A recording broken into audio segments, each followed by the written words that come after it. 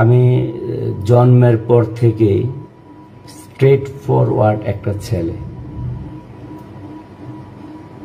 আমি আজকেও ড্রিঙ্কস করছি, এটা সত্যি বলতেছি। আমি সত্যি বলা যদি মহাপাপ হয় তাহলে আমি সেই পাপের ভাগীদার। আমি ড্রিঙ্কস করছি এবং এখন যে কথাগুলো বলতেছি আমি ড্রিঙ্কস করা অবস্থায় বলতেছি।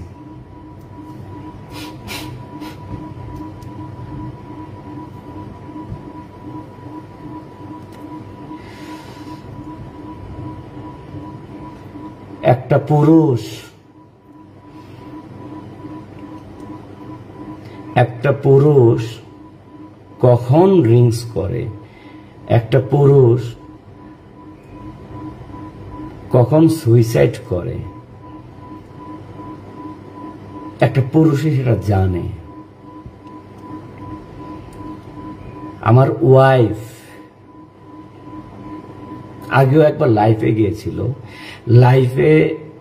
লাইভে যাওয়ার পর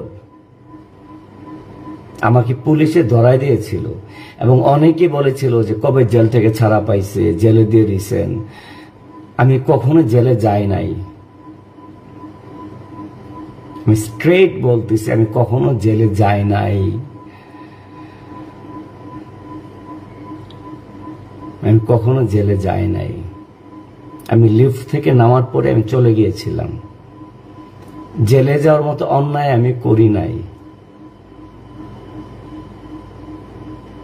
ও বলে আমার অনেক হেডম, আমার রাজনৈতিক পাওয়ার, আমার মিডিয়ার পাওয়ার, আমার ভাই ব্রাদার্স এসেট্রা এসেট্রা এসেট্রা অনেক কথাই বলে।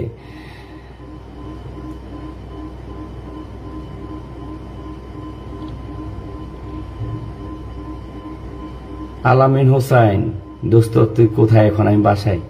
আমার বউ পাশের রুমে দরজা লাগাই আছে। ওকে, আমি যদি